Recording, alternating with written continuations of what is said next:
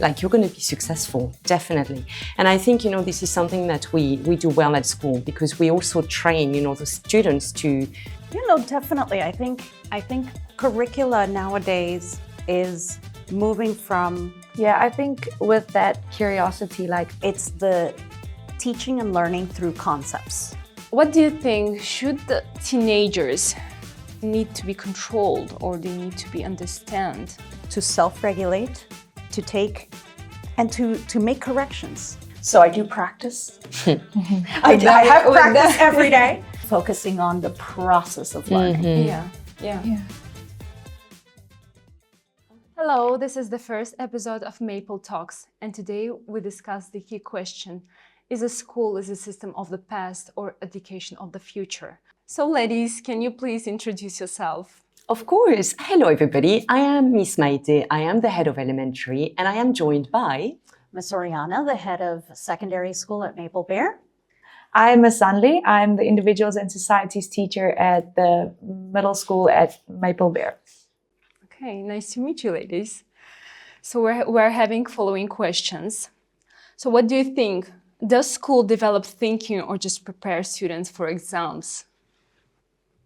I would say actually the school, really, we do both. We do, the reality is that we have to prepare the students for the exams. But that's just not what it's about. We do develop thinking, and I think Miss Ariana can add more onto that, because exams are really more like in middle years as well.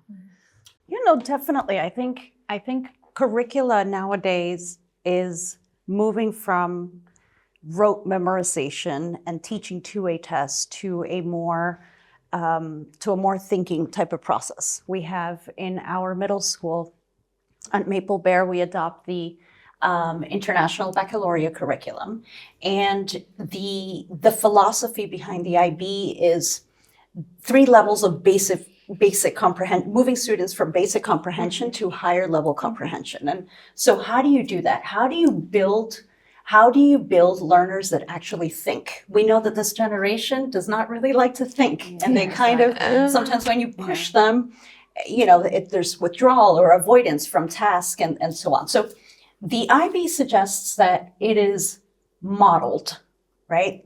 These are teachable skills that we can actually deliver in our students and grow in our students. So things like critical thinking are critical thinking, creative thinking, and then transferring that knowledge, the ability to take a subject, let's say like physics, and apply it in a business trend or an individuals and societies topic. Those are things that can be taught. How to identify biases and stuff like that, and generating new ideas and perspectives. But it needs to be taught intentionally. So it doesn't just happen. You don't just produce IB learners. You don't just get IB learners, for example. It is a process that takes time. Right. Yeah. And it is a teaching team effort. I agree. Right. And I think this is why, elementary plays a big part as well. Because, I know you're taking a lot more exams in middle years, but obviously in elementary, we also train the students to think critically as well. We do follow similar approaches because we want the children to be able to explore as well, not just to simply memorize for an exam. Right. Yeah, I think with that curiosity, like I've experienced with the individuals and societies, it is a lot forging or creating curiosity in the students, so that they feel like, oh, this is something I want to do instead of something I have to do.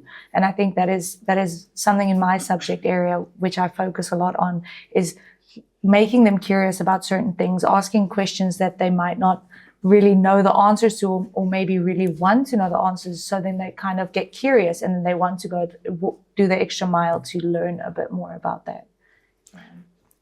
Definitely. It's there's a really big trend in education right now, and this is one of the biggest IB philosophies. It's the teaching and learning through concepts.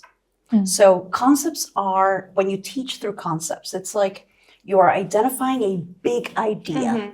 Okay. So this big idea, the focus is that, or the science tells us that the brain, focusing on this big idea, the brain builds stronger neural pathways. And so that's backed up by a lot of science. And so things like, let's say, let me give you an example. A concept like systems. What is a system and how can you extrapolate it to different areas or different disciplines, right? So for example, computer program, we know that's a system, right? A biological cell, we know that in sciences, also systems is a thing. In government, so it's the same logic, it's the same principle, but then how do we ask students to transfer? So this thought of teaching conceptually with big ideas, I think it is not only because it's a popular trend, but because it's been proven that it sticks more in terms of students understanding. It's more meaningful it's to more them. meaningful. Exactly. Absolutely. Yeah. I think that's a key word. It really is more meaningful learning because they can make connections. You know, it's not just like teaching. Let's say I'm an English teacher, English and literature teacher, but to me, for example, when I see conceptual teaching and learning, and let's say I have to teach rhetoric, right? I am going to teach persuasive writing, and the techniques, and how to do that well. Well, as an IB teacher, I wouldn't approach it with just, okay, today we're going to learn persuasive writing, and this is the structure. And you include ethos, pathos, and logos because this is how you appeal to the, no. That, the IB says, no, that's not the way that you introduce, that you teach in the IB. How do you teach in the IB? Something like persuasion. Well, you teach it through a concept first. How do you hook students in that sense? Power. The power of language. That's a different concept. How has language been used throughout history to kind of get people to take action, to move, to adopt your idea? So that's more meaningful than saying, you know what, today we're going to teach, I am going to teach you about a hook. I'm going to teach you about body paragraphs and conclusion paragraphs, right? Yeah, I think that relates as well with the statement of inquiry. I mean, if you put a statement of inquiry, the students are immediately reading a sentence or a question where they kind of have to start thinking. Instead of telling them what they're going to learn, you're giving them a question or you're giving a statement that they have to think about and inquire. So I think that is better than just asking a straightforward question, what is the definition of this? Rather give them an inquiry question where they kind of have to do more research or think more about it. Yeah. But then why most of the students lose their interest by the age of 14 years?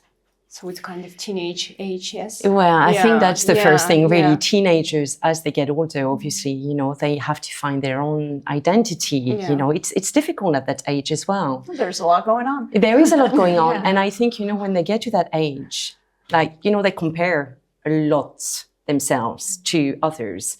And, you know, it's like, oh, I need to make sure that I achieve and I do better than my peers and I do. And I think that's putting a lot of pressure on them. And a lot of the time they may just be focusing on the grades instead of focusing on the learning because they want to do as well as their peers. Yeah, I would say that there is a lot going on in the teenage years and some school contexts are not favorable, especially to boys. You know, when you're asking students to sit for 45 minutes or 90-minute lessons and barely any outside time or any, I mean, it's really, you know, we can sit here and debate how school systems are a disservice for students and especially for boys, which this has been also very, very much backed by science. But yeah, I do think something has to change in terms of the format. Definitely. I feel like we're moving in the right direction towards the philosophy and how it's been changing and shaping international curricula. And a lot of, you know, you have a lot of international curricula like the Cambridge International curriculum, also understanding the value of inquiry-based learning now and metacognition and for students to know how or to learn how they learn. So they're now starting to embed this more clearly in their curriculum, whereas before it was just, very exam based, which it still is. It still is very lower secondary, IGCSE, AS and A-level exam based, but I believe that there's an awakening in terms of the way. Also, I think when you look at the toddlers, like in kindergarten, the first question is why? Why? And literally they grow up with questions all the time. They get to elementary, they already ask fewer questions. And it feels like by the time they get to middle years, like they're not questioning anymore because they've been asked so many questions all the time. But why are we doing this? Yes. Sorry, you know what I mean. Yes. But so absolutely what you're saying. Exactly. Yes, but we get the why are we doing this? Exactly. But not the curiosity why. Yeah, exactly. It's the don't be in my face at 8:30 a.m. why. Yeah, but I think also with that, the interest, that they lose interest in certain subjects. And I think that's important for us doing the interdisciplinary that subjects. Yeah, because I mean, some students find science more interesting than INS, but now if we connect them and explain to them and, teach them together, they kind of get a little bit of more interest in that again. So I think that could be why they also lose that love for learning, is the interest. They're not interested in some subjects that they are forced to learn. That's the thing. When they're forced, when it feels forced, it's a very different story as well. And that's so powerful, interdisciplinary learning. We have been, as an IB school that is developing and going for authorization, one of our biggest focus areas for these 6 months that we've been delivering the curriculum has been how to do interdisciplinary learning, how to do it well. And so we've been trialing that this year.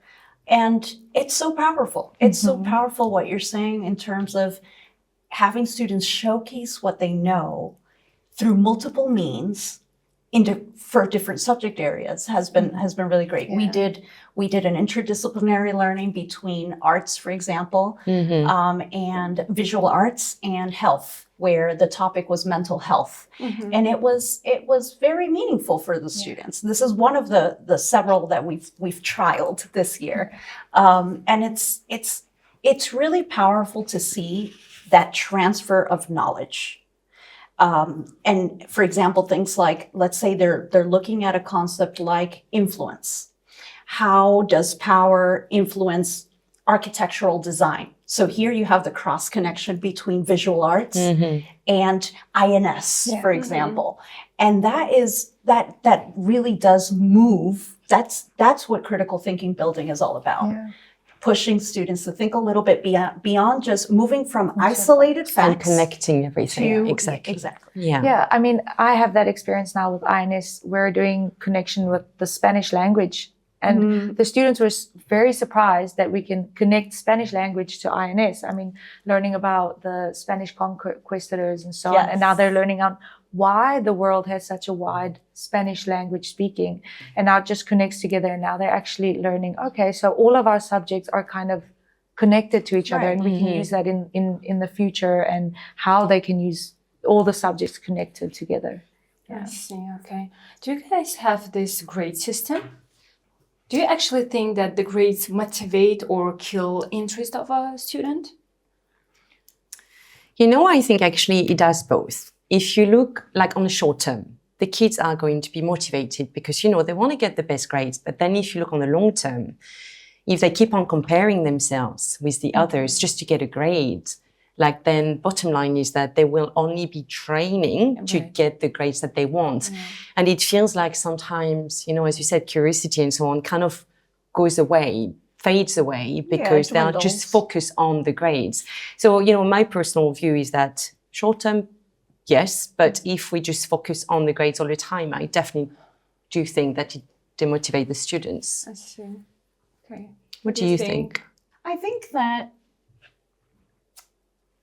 we are still, I think universally, a very results-oriented society everywhere you go.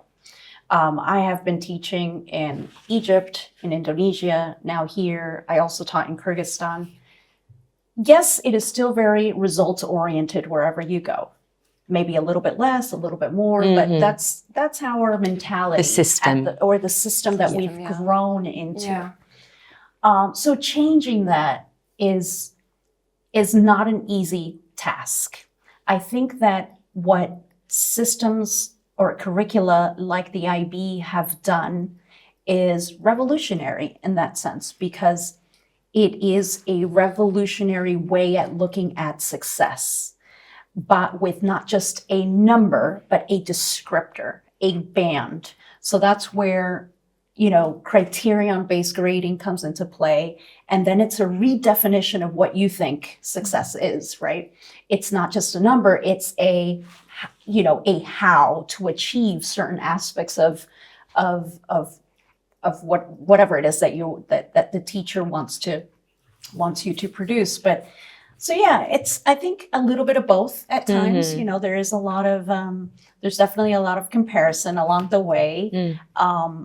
I think really mature IB schools all over the world know that when you adopt criterion-based grading, the goal is not to grade formative assessment. Yes, you grade it internally, but not as a formal recorded grade in a grade book. If you know about standards-based grading or criterion-based grading, formative assessment, or the belief is that formative assessment are opportunities for students to grow and get better. But they're not a high stakes. You don't grade them. Now, what you do grade is at the end of the period, of the teaching period, you grade the summative assessment. That's great, that we can view education or assessment in that way. Some parts of the world are not ready for that. They're not ready for that type of approach immediately, at least. But does it work? Is it backed up by science? Yes. There's a lot of studies that show that this is up and coming. But I would say, because there's a contradicting idea when you know that you have criterion or standards-based grading, but you're also giving grades to formative assessment. It's like, well, that doesn't really make sense because the philosophy behind it is different. But I would say some school contexts are not ready until you get ready and you kind of learn and unlearn with the community, the parents, the students, the teachers, what it really looks like. And then when you get there, kind of letting go of that results-oriented mentality and focusing on the process of learning. I also think that it shouldn't measure like the total success of a student. One single grade shouldn't be measuring, like Ms. Oriana said. It shouldn't measure the total grade of that student. I think there should be also taken into account like informatives, the development. Right. So I feel like there has to be, like we have in IB, we have the system where we are looking at the criterions and seeing how the student is developing, because I think it can be demotivating to get your grade. You worked hard for this one, but the previous one, you didn't work hard, and then you said, oh, my grade isn't great. So you gave a little bit extra, and then you still don't get that 8 that you want, but there was development. So I think that should also be growth. Yes, there's definitely. And then we have in the IB system, it's not cut and dry, black and white. You have what it's called the best fit philosophy for grading. So yes, while a student can fall under a band, let's say 3, 4, 6, 7. Had to do it, sorry. Then you think, okay, is it more of the higher band or the lower part of the band? It's called the best fit approach in the IB. So it gives the teachers an opportunity to view students holistically versus just, you know what, it's a 5. No, it could be a 6. It could be on the 6 range versus the 5 range. So So how do you do that, Stanley? For example, if you see a student's work, you analyze it, and how do you use the rubric to determine best fit criteria? So I think especially now with getting to know the students, I mean, at the start of the term or the start of the year, when you don't know the students well enough, you kind of have to go black and white and Sure. read what they say and try and measure that. But as you get to know the students, I think I have seen a lot of growth in students. So Right. then sometimes, in some cases, I know how hard the student might have worked, so I will give him the higher band, kind of give them that as you see them developing, as you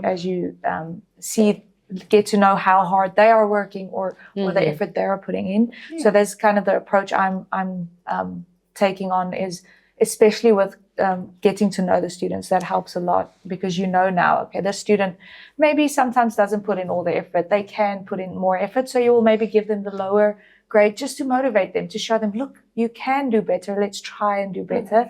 But then you get students that are really working hard, maybe not presenting the best work, but they're working hard with that. Then I think to motivate them, you should give them a higher grade to show them, look at that. Look, well done. You're giving your best. So let's keep trying. And that piece of work Yes. tied to that. So then, is it possible to be successful without top grades?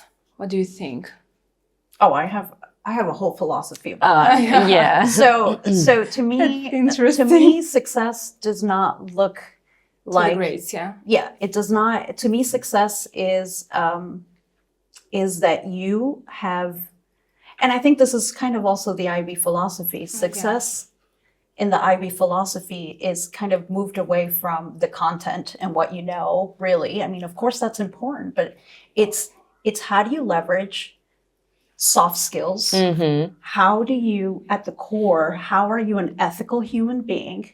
How are you going to go out in the world and look to do good with all the knowledge all the communication skills all that transfer knowledge that what are you going to do with it? And I think that's, and I mean, it's a tricky question. Yeah, Because, I mean, you look at the world at the moment. You've got many, many successful people. They never finished university. They never finished, their A levels or whatever.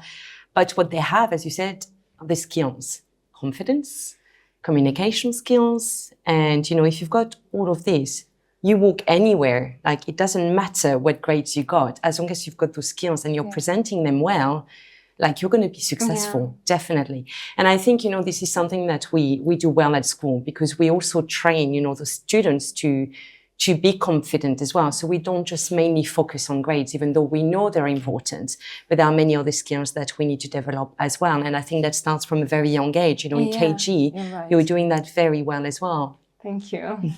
I also think with us trying to build emotional intelligence, literacy, intelligence, to having the students learn how to be emotionally intelligent in the world outside, that can also lead to success. I mean, if you can handle certain situations in a certain way with confidence, that could put you out, make you stand out. And there's a thing that I kind of motto that I live by, that fake it till you make it. With your confidence, if you can be confident and you can work hard and be persistent, success could also come your way. I mean, it's not always just the grade that's going to determine that. Yeah. And something we always talk about as well is that talent and intelligence is not going to get you to where you want to be all the time. Yeah. And that's a reality that I wish that that I could extend to all the students that come across my way, because I think that's very important, that they understand that hard work, perseverance, and grit is what's going to make you it's what's going to make, or what's going to keep you in a position. When you go for a position at an organization or wherever it is that you're going to work. It's, talent and intelligence might be, you knock on the door, you got in because of those things, but those are not the things that keep you. Exactly. Those are not the things so I think that's important for young learners to understand, that there are more important things than just talent and intelligence that supersede what really means to be successful in life. And I think this could be extended to anything, Yeah. right? Being successful in your marriage, being successful in your, these soft skills In that you every need path of in your- marriage, with friends as an adult, or Yeah. problem As a solver as an parent. adult, as Yeah, a as a parent. So parent. it's extended and transferable across life. Every part of the life. Yeah. Absolutely. Yeah. So, Miss Mate, I have a question for you. What do you think? Why is a learning through play is a serious methodology? You know, when you look at children playing, a non-educator may be looking at the children just thinking, oh, they're playing, but as an educator, we know that actually that's a very important part of the children's learning journey. When the children play together, what they do is they learn how to socialize. They learn how to solve problems together. They learn how to take turns, to listen to each other. Right. So, and I know, in KG, you're Yes. doing it very well already. And I can see, the children who have come from the Maplebear kindergarten to us in comparison to the other students who went to study in a different kindergarten, I can see the difference here because they've already got this, in place. So for us, it's just really with those students to extend their understanding and knowledge through play. Yeah, right. What matters more in the primary school, discipline or curiosity? What do you think? I think both are very, very important. You obviously have to have curiosity, but when you talk about discipline, it's not the kind of discipline we think of like, being very strict and being like, almost like shouty. It's more like having boundaries in place. Because, you need to have this structure around the curiosity. What you don't want to do is to restrain that curiosity. Because if you do that, all you're going to end up having is a child who is compliant, but who is not actually learning. Right. So coming back to the grades, if we will remove all the grades, what do you think what will remain? I think as we mentioned early on, it's all about the skills. It's all about the confidence. It's all about, communication. It's all about being able to solve a problem creatively as well. Yeah. So I think that goes back to our previous conversation. Okay. Thank you. Thank you very much. So, Miss Ariana, also have questions for you too. All right. What do you think? Should the teenagers need to be controlled or they need to be understand? So we have a motto in middle school, and the elephant motto. What is it, Zali? Oh. Talk to the So yeah, you have to talk to the elephant first. You can't just talk straight with the student. You have to think about their emotions and what they're going through and all of that before you have to, how can I say it? Before you go straight into what happened. So you have to talk to the emotions first and talk to the no, absolutely. I put her on the spot. We're trying to build a philosophy of restorative practice. What that means in discipline is giving the student opportunities to self-regulate, to take and to make corrections along the way. Now, this is a process that takes time and that educators need to invest in it. How do you do that? By talking to the elephant in the room.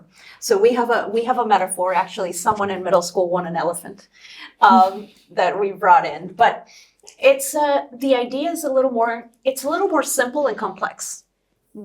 To point it out in a more direct way. The elephant, and there's an elephant and there's a rider. The elephant is your emotional side.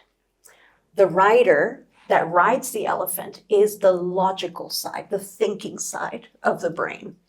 So interesting. Yeah, and so this is our philosophy a little bit, so you can get some understanding. Ariana will explain it better. Emotions. Emotions. I remember because I have a teenage child Of too. course. So This is if you really want to know more about this is not something I invented. This is from a book called Switched, and it's by Heath and Heath. They're brothers, and they study organizational change. This is what they do. Change in organizations. And I've been really interested in this for some years. And so I've been looking at it from this standpoint. But it can be it can be transferred to any situation. So, of course, I'm an educator, so I transferred it to my team. And so what we do is we look at a situation and we look at a student, or this is the idea. We look at a student and we do not, we look at the student and we look at the behavior separately.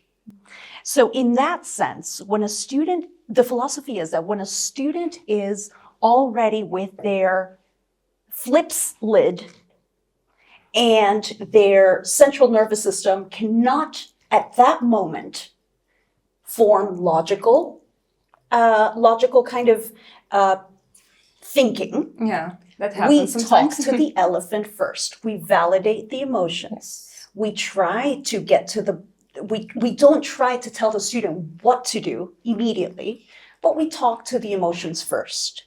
And then we talk to the logic. So, yeah. Is it helping? I think that, I mean, I think teachers could give you a little bit more. Obviously, I wear a lot of hats in my division, and I have to be a disciplinarian, but also the counselor, and so I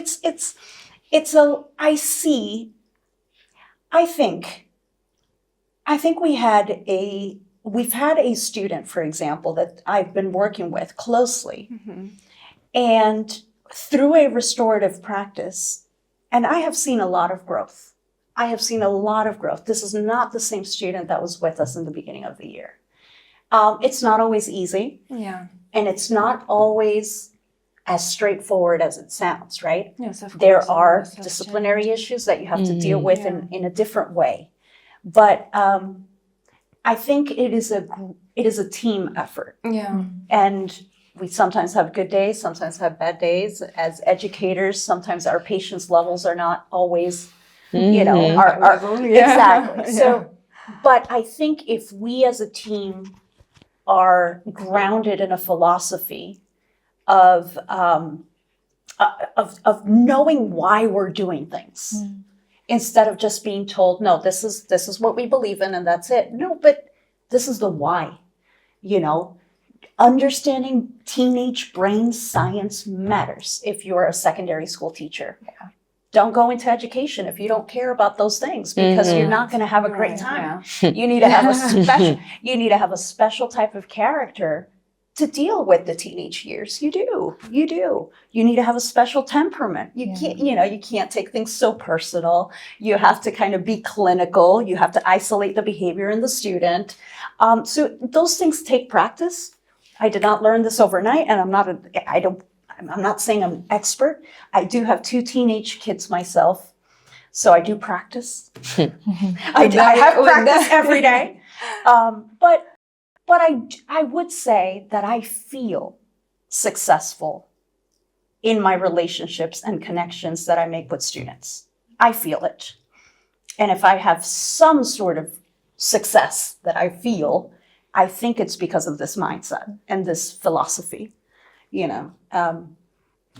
It's kind of. I think I want to add with that, because me teaching middle school at the moment, the students also realize if you take their emotional roller coasters into account when you deal with them. I think some days are better than others. Like, we're humans. We're all going to have up days. We're all going to have down days. And I have noticed that if I'm very open and honest with the students, there has to be the boundaries. You set the boundaries, things you don't share, obviously. But I think being open and straightforward with the students about your bad days and explaining to them about, like, my bad days, your bad days, I find that I get a connection with them So in terms of that. Because then Right. I will speak to them with respect, and they will respect me on the days that I have bad days. And I think that is something that I really like with our students, that we kind of have because I understand their emotional roller coasters, and kind of speak to them in a way that they feel respected and they feel seen, because I think that's very important for the age that I teach, Yes, of especially. course, they need they someone feel to rely on. Definitely. Yeah, they And feel very, very self-conscious and so on. Of If they course. feel seen, they immediately respect you more. Yeah. I think here what's very important is the acknowledgement of those feelings. Because, as you said, we perceive Exactly, things yeah. differently. So as an adult, whatever seems really big to them is a small thing to us.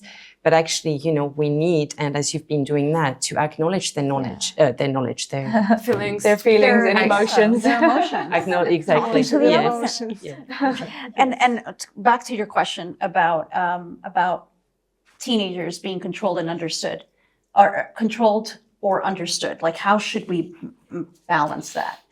I think there's a big philosophy for us in the middle school at Maple Bear. All of these things that I'm talking about in terms of discipline are part of a framework called positive discipline. So this positive discipline framework or manual talks to us deeply about connecting with the students.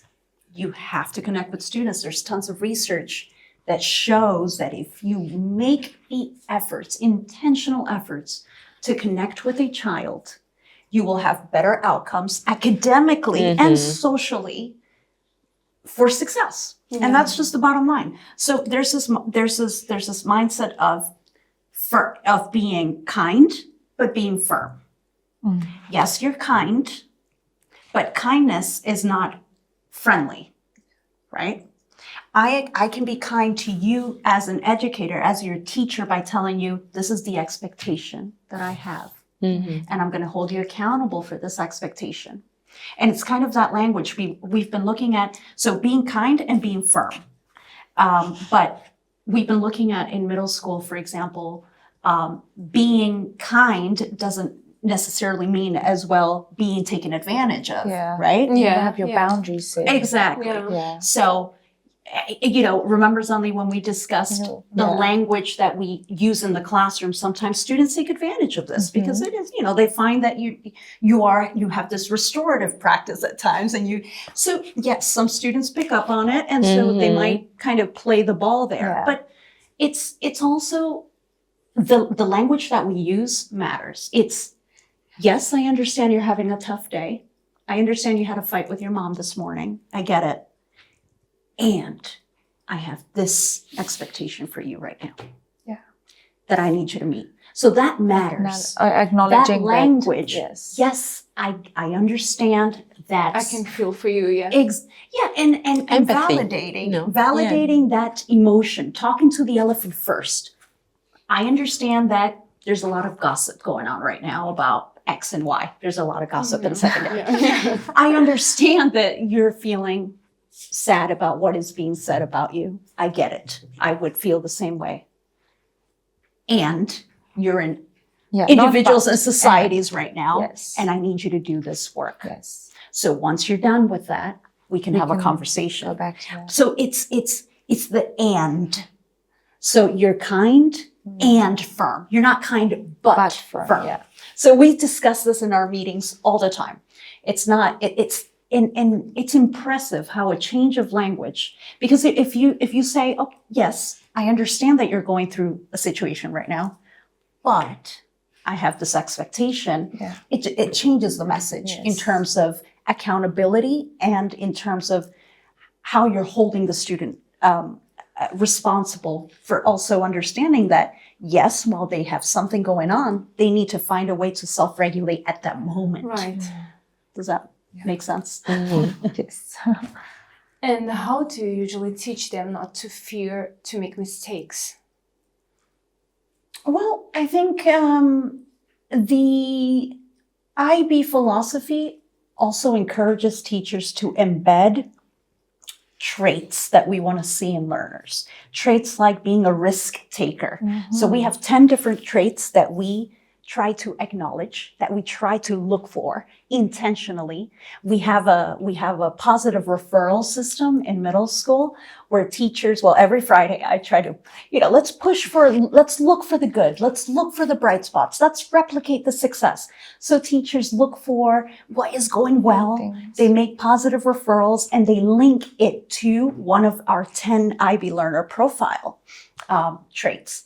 And so, of course, it's not easy. You don't, as a human being, sometimes you see the bad a lot more than the good, and it's easy at times to lose sight of what is going well, And so, in that sense, I think that for us as IB educators is easier to create environments where the filter is lower, that anxiety is lower, because we're always trying to embed opportunities for students to be risk takers and knowledgeable and so on. So, why does a project-based approach work better than the traditional lessons?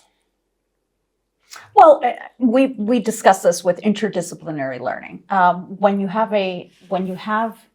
a task that is that involves multiple ways that students can show what they know instead of just a traditional paper and pen test, then you're able to tap into other skills. And so learning becomes more meaningful in that way. Every summative test or every summative assignment in the middle school takes place in a different way. We try for them to be authentic pieces of summative. Summative would look something like creating. What can students create? I don't know, Ms. Unley, if you want to talk to us a little bit about maybe some of the summatives you had students. I thought it was a really cool one for MYP4. You had students create their own empires. That really stuck with me. You want to talk to us a little bit about about the project-based aspect and why that's well, I mean, in IB especially, in IB, we don't try not to focus too much on studying, memorizing, and just producing questions or answers to the questions. So for the specific one was for MYP4, where we were starting to learn on how empires form and what's important for these empires to form. And I actually gave the students a task to create their own empires. So with that, it's not just thinking creatively. They had to do research about what is important for an empire to form, and how do empires need to grow to become strong, and how all the different systems that there's the concepts, all the different systems that go together with the formation of an empire. And with that, without realizing, they're studying or they are learning what is needed to for an empire to start. They were just thinking they were having fun. They were thinking creatively, I want to make an empire about, in space. I had someone make an empire in space, but then I gave them criteria that had to be part of that. So the creative part could come in, because an empire in space is not going to happen, but why take that away from the students if that's something that they enjoy, as long as they complete the criteria that you give them. You have to have how this happened. You have to know what is necessary. There has to be a leader. There has to be resources. What will be your main source of resource, or how will your empire react if it is attacked by another empire? That type of things. So don't take the fun out of it, but still make sure that the work that they need to do is added without them realizing they're producing work and not sitting and studying, but they're giving you answers that you're looking for in a way that they enjoy. I think that connects to creating curiosity and interest, because now they're having fun doing it.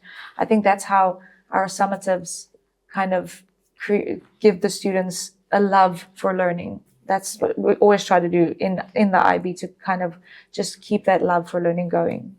Okay, I see. Do parents put too much pressure on children or not participate enough? What do you think? It's different in the different divisions. I agree. And I think, what you need to look at as well is we are an international school. We're going to have parents coming from different countries, being raised, with different beliefs and cultures. So, for this one, I think we actually have got both. Parents who put too much pressure, who believe that the best for the child is actually they go to school from 8 to 5, they come home, they do homework for an hour, 2 hours. And then you've got the parents who are like, okay, you go to school, education is done there, and that's it. We don't need to talk about it. So, we really need to have kind of like something in the middle. And, if you look at our youngsters, grades 1 and 2, for example, we don't really want them to go home and do homework. But what we would like, though, to see with the parents is, you go home and you say to your child, so what did you do today? Is there anything that you want to teach me? You read with them for 5-10 minutes on a daily basis. And that's going to be, wonderful for their learning journey as well.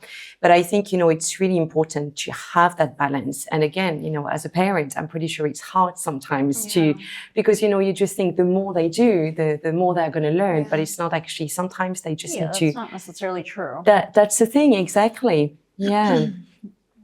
I think universally, when students move up to secondary school, I would say the participation dwindles a bit, right? It goes, and parents, especially as they get older, right? Grade 9, grade 10, 11, 12, students are more independent. Therefore, parents are a little more hands down and kind of laid back.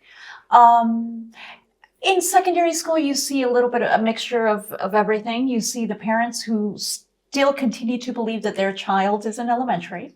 And so that parent has a tough time at first because, it's not elementary school. We're not going to be chasing students around, and they will be held accountable, and they will be explained things in a way that it's, hey, you need to adhere to these areas and so on and so forth. So it's a different approach.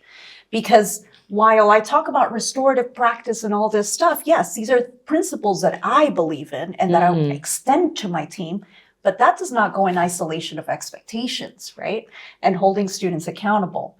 But yeah, I think we have a mixture of parents at times. At Maple Bear, I see it as well. Some parents that maybe are still learning and navigating what it means to kind of let go a little bit. And that's important because at the end of the day, the goal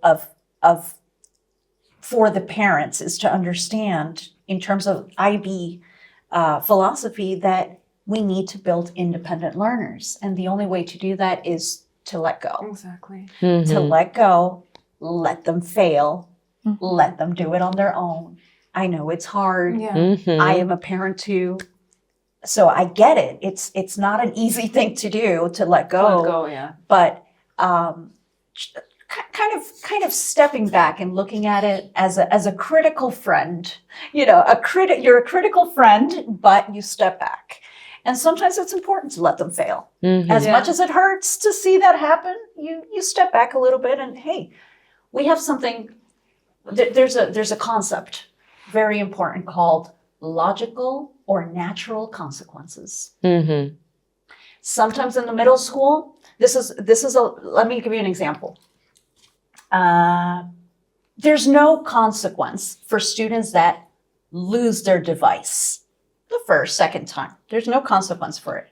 What's the consequence? Because sometimes it has happened. They leave it somewhere, their device, and it doesn't get charged for the next day.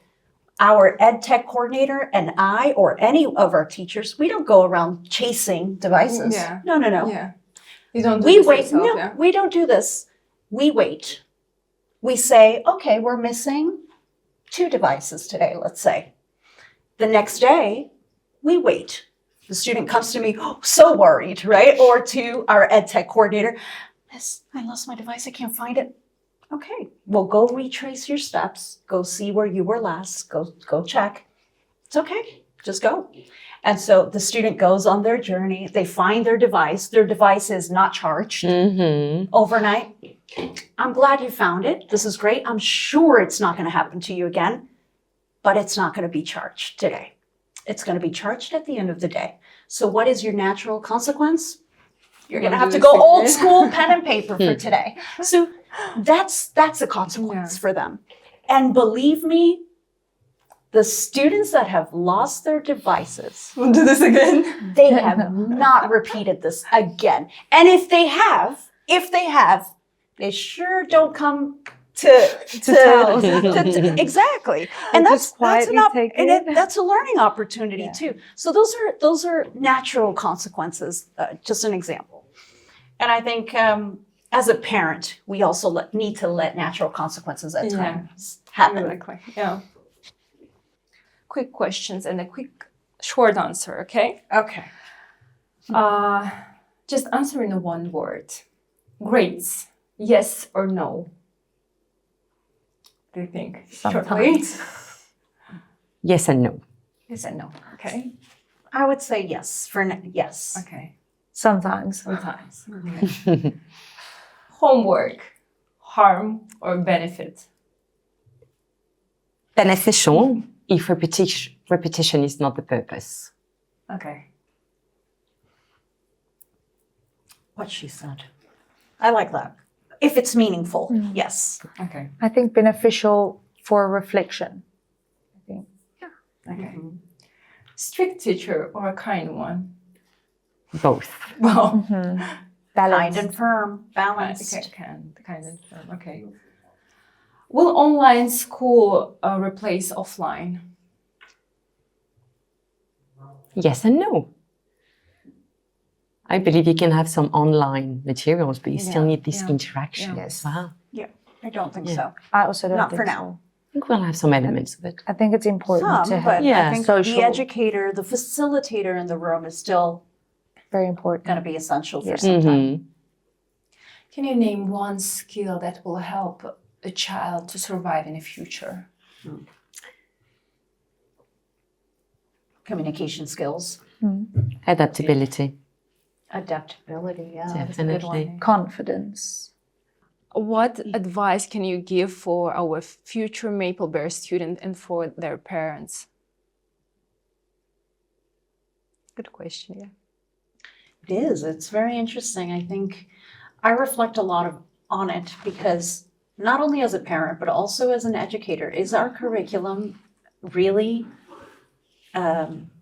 going to give students, our future leaders, we talk about leaders all the time, but they really are our future leaders. And so are the skills that we're teaching essential for life after Maple Bear or any school? I think any educator or leader needs to ask themselves these questions at times.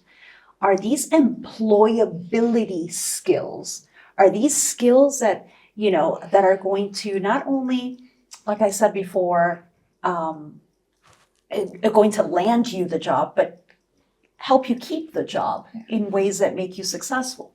And we're talking about analytical skills, creative skills, digital literacy, AI fluency. These are real things that we cannot just say it's not a part of our classroom. No, AI is happening. How do you leverage it as an educator? What are you doing to teach ethical standards around it? So I think that's basically, for me, it's those human-centric soft skills, but also employability skills. How are we, as parents and as educators, at the end of the day, making sure that this happens in our classrooms and day to day? What about you, Miss Anley? What advice would you give? I think for middle school, for instance, I think to just be open-minded. I want to give the advice to the students to, especially if you're coming to an international school, that open-mindedness is one of the greatest skills that can help you in the future, because you would understand more perspectives coming your way from wherever you go. I mean, if you're coming to an international school, that is your goal that you want, is to receive more information, to grow more, to learn more. And I think that is something that I think for the future students to know that, you're coming into an international school that is different than what you're used to maybe. Be open-minded and grow with that, Don't just close yourself off and just believe in what you believe. Stick to what you believe, but also take in different perspectives from the teachers, from the students, and just learn more to grow more. I think that's something that I would really encourage the future students to. Definitely. And I would say that as well about the parents too, because what they need to realize is Mapleberry is very, very different and we do things differently. So, culturally, sometimes it may be, as I said, different and maybe, a little bit strange. But I think, as you said, being like adaptable, having this emotional intelligence as well, developing that as well. So I think, my advice is parents, students, just be ready because yes, we do things differently as well because we know that those things are actually the best way to learn. Benefit for the And growth to have of the this students. trust to us, maybe, yeah. Exactly. Yeah, definitely. Yes, definitely. Trust is also, because It's that the is very foundation. important. Mhm. Yes. What is it? Maybe, do you remember that your student asked you funny questions? Have you ever heard the funniest questions from your students? I mean, we cannot say the number 6 or 7. I mean, I go around saying, all right, grade 6 and 7. That just paralyzes our world every day. Yeah, for me, it's I count. When I count, I say 1, 2, 3, 4, 5, 6, 7, 8, 9, 10. Yes, No, I just you just skip the numbers altogether. already. And you lose the children, right? Yes, sit there. It's too old. Yes. Yeah. It's terrible. Oh, but we gotta love them. Well, in KG, we always have these fun questions. Yeah. Sometimes their comments are so refreshing and so they're just at their level, right? Seeing the world through different lenses. Like, yep, boho all the way, all the brown. So they really notice like the little details in secondary school. They're like, wow, look at your hair. You cut your hair? You got your nails done? Okay, I see you. The girls are really like. Actually, you know what? I had one child coming to me, and mommy's a hairdresser. Oh, she has got a salon. I would say community. Yeah. Community.